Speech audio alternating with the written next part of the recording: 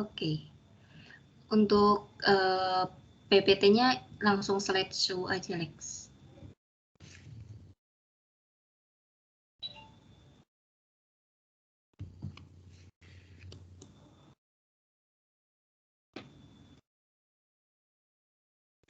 Yang di slide. Oke. Udah. Oke, udah.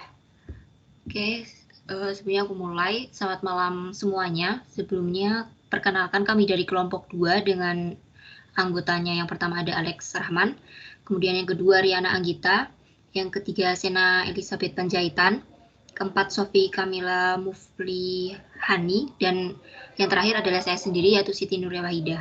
Oke, next.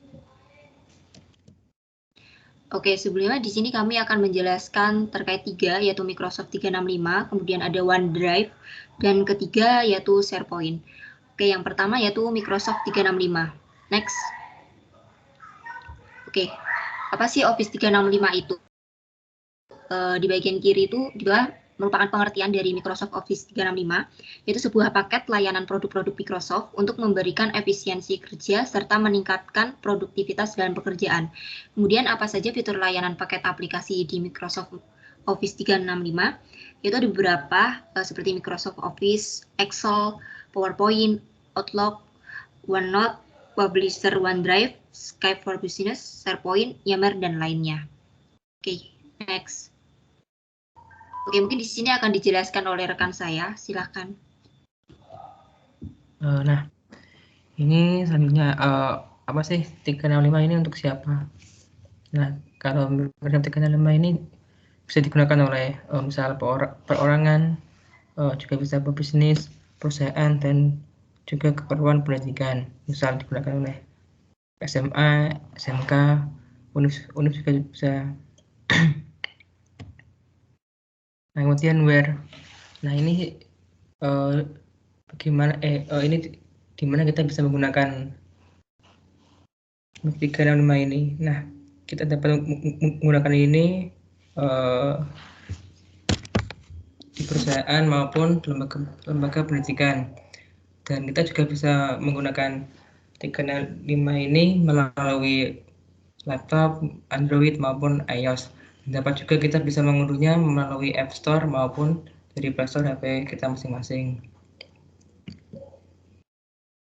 Nah, ini selanjutnya bisa dijelaskan oleh teman saya. Oke, di sini itu terkait kapan kita dapat menggunakan Microsoft 365. Jadi kita tuh dapat menggunakan atau mengakses Microsoft 365 itu kapan saja, karena Microsoft 365 sendiri merupakan sebuah layanan komputasi awan berbasis online yang dapat diakses 24 jam selama pengguna itu memiliki akses internet yang terhubung. Oke, next. Ya, di sini akan dijelaskan oleh rekan saya. Dan mengapa kita harus menggunakan Microsoft 365? Jadi Microsoft 365 ini memiliki beberapa kelebihan dan juga kekurangan. Next. Untuk kelebihan dari Microsoft 365 ini, antara lain Microsoft 365 ini lebih lengkap dibandingkan Microsoft Office yang lainnya, di mana dilengkapi oleh storage OneDrive sebesar 1 TB dan memiliki akses Skype selama 60 menit per bulannya. Kemudian terdapat fitur yang selalu terperbarui secara otomatis tanpa adanya biaya tambahan. Kemudian Microsoft 365 ini dapat diinstal dan digunakan di semua hanya pada satu PC saja. Kemudian Microsoft 365 ini memiliki akses yang dapat disesuaikan dengan kebutuhan dan dalam waktu yang diinginkan. Penyimpanannya sendiri terjamin keamanannya. Next. Untuk kekurangan Microsoft 365 sendiri terdapat beberapa, yaitu memerlukan biaya langganan yang harus dibayarkan sesuai akses yang digunakan, dan juga memerlukan jaringan internet yang baik untuk dapat memperbarui Microsoft 365. Next. Yang selanjutnya akan dijelaskan oleh rekan saya. Baik, di sini saya akan menjelaskan salah satu pertanyaan yang paling sering ditanyakan, yaitu bagaimana cara memperbarui Office 365. Jika pada saat ini kita menggunakan Office 365 versi sekali pakai atau belum langganan seperti Office Home and Student atau Office Home and Business, kita perlu mengupdate-nya ke versi yang terbaru. Caranya dengan berlangganan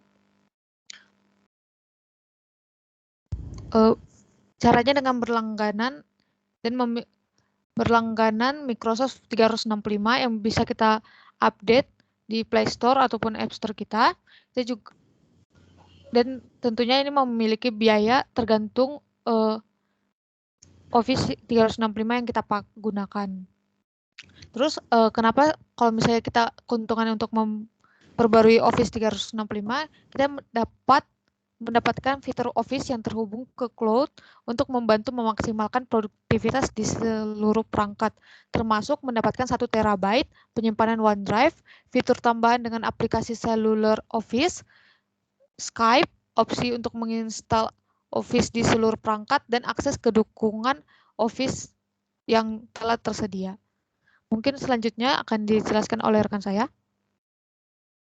Oke, di sini kita akan menjelaskan materi kedua, yaitu tentang OneDrive. Next. Oke, di sini pengertian dari OneDrive sendiri itu merupakan layanan komputasi awan serupa dengan Dropbox atau Google Drive yang memungkinkan penggunanya mengunggah dan mensinkronkan berkas ke suatu penyimpanan awan dan kemudian aksesnya melalui peramban web atau perangkat tertentu saja di semua perangkat. Dan di sebelah kanan paling bawah itu merupakan gambaran dari OneDrive, di mana nantinya kita bisa untuk mengunggah beberapa file, mendownload, kemudian share atau berbagi dengan yang lain, dan masih ada beberapa fitur lainnya. Oke, next. Nah, untuk OneDrive ini itu bisa digunakan melalui aplikasi dengan menggunakan akun Microsoft Kredensial, atau kita itu udah punya akun Microsoft yang terdaftar oleh Microsoft. Jadi kalau kita pakai email Gmail itu belum bisa. Nah, kemudian di mana saja kita bisa mengakses OneDrive ini. Nah, kita bisa membuka OneDrive ini tuh melalui web. Dan juga kita bisa kita kalau misal membuka Office, Word, Excel, PowerPoint, OneNote. Nah, kita itu bisa menyimpannya di OneDrive. Nah, kita juga bisa membuka file-file OneDrive yang telah kita simpan tadi. Kemudian untuk OneDrive ini juga bisa digunakan di berbagai platform, mulai dari Windows, Mac, iOS, OS X, hingga Android. Nah, selanjutnya, silakan. Dan kapan sih kita perlu menggunakan OneDrive? Jadi kita dapat menggunakan OneDrive ketika kita ingin menyimpan sebuah file, di mana OneDrive ini merupakan sebuah platform penyimpanan yang berbasis online, sehingga kita dapat menyimpan sebuah file di OneDrive dan kita juga bisa mengaksesnya dengan mudah secara virtual. Dan OneDrive ini diperuntukkan juga untuk menyimpan file yang pribadi atau rahasia, karena di dalam OneDrive ini terjamin cukup aman dalam penyimpanannya sebuah dokumen. Apabila kita ingin dibagikan kepada yang lainnya, maka kita dapat memberikan akses kepada pengguna lain untuk dapat melihat dokumen yang kita simpan maupun mengeditnya. Next. Mengapa kita menggunakan OneDrive? Jadi kita memiliki beberapa kelebihan dan juga kekurangan dalam menggunakan OneDrive. Next.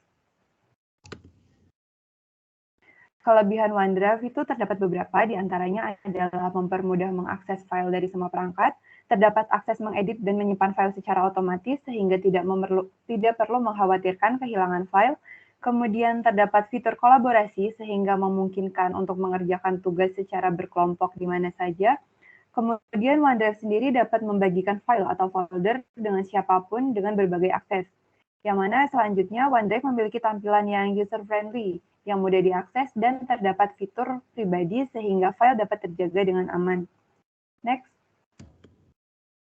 Beberapa kekurangan OneDrive adalah OneDrive sendiri memiliki kapasitas penyimpanan versi basic OneDrive yang jauh lebih sedikit dibandingkan dengan yang berlangganan, yaitu 5 GB, dibandingkan yang berlangganan hingga 1 TB.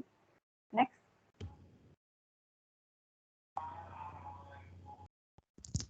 Baik. Jadi untuk menjawab pertanyaan tentang kekurangan OneDrive tadi, bagaimana sih cara kita untuk meningkatkan kapasitas penyimpanan OneDrive melebihi 5 GB atau sampai melebihi 15 GB bagi kayak orang yang tidak langganan. Kita itu memerlukan langganan Microsoft 365 personal ataupun Microsoft 365 family. Jadi, kalau misalnya kita berlangganan, kita akan mendapatkan penyimpanan tambahan sampai 1 terabyte. Jadi pelanggan yang hanya langganan OneDrive Basics 5 GB dan OneDrive 100 GB tidak memenuhi syarat untuk paket penyimpanan tambahan.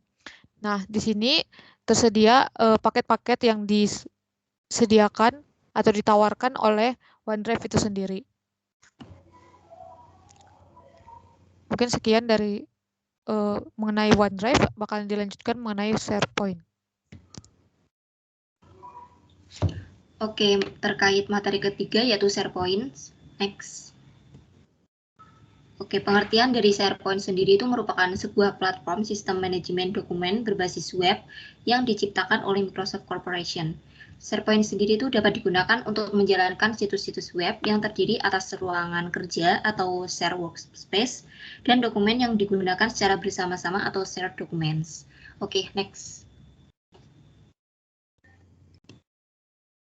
Nah, kemudian untuk SharePoint ini bisa digunakan oleh secara komunitas ya. Kemudian ini juga tergabung dalam suatu komunitas yang terhubung dengan SharePoint bisa membuka file yang ada di dalamnya. Nah, ini tuh bedanya sama OneDrive tuh, kalau SharePoint ini bisa digunakan secara komunitas, misal dalam suatu kelas.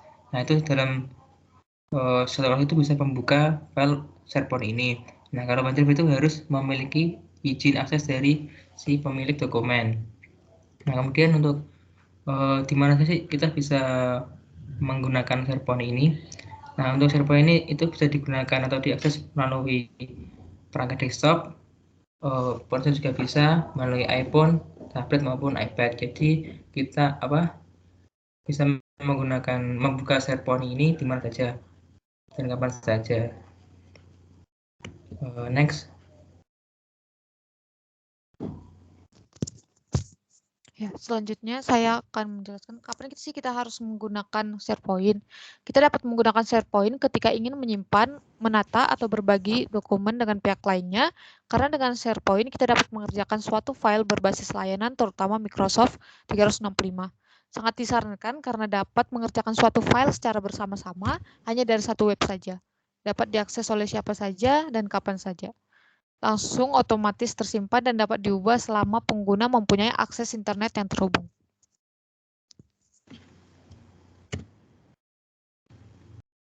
Dan mengapa kita perlu menggunakan SharePoint? Next. SharePoint ini memiliki beberapa kelebihan, yaitu diantaranya dapat melakukan kolaborasi antar tim pada satu perusahaan atau organisasi secara mudah. Kemudian SharePoint ini dapat diakses menggunakan berbagai perangkat, bisa ponsel, komputer, tablet, ataupun Mac. Kemudian SharePoint ini mudah dalam mengatur dan membuat perubahan dengan aplikasi pendukung SharePoint berupa Power Apps dan juga Microsoft Flow. Kemudian SharePoint sendiri efektif menyampaikan informasi pada seluruh tim dalam perusahaan atau organisasi. Next.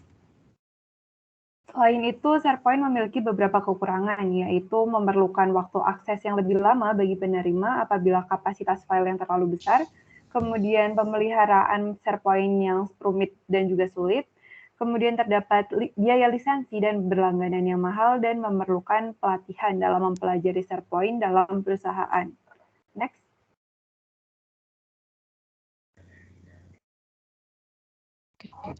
Seperti kita ketahui, salah satu fitur yang disediakan oleh Microsoft SharePoint adalah membuat sebuah situs. Yaitu yang di sini ada beberapa langkah yang dapat kita lakukan jika kita ingin membuat situs web pada Microsoft SharePoint.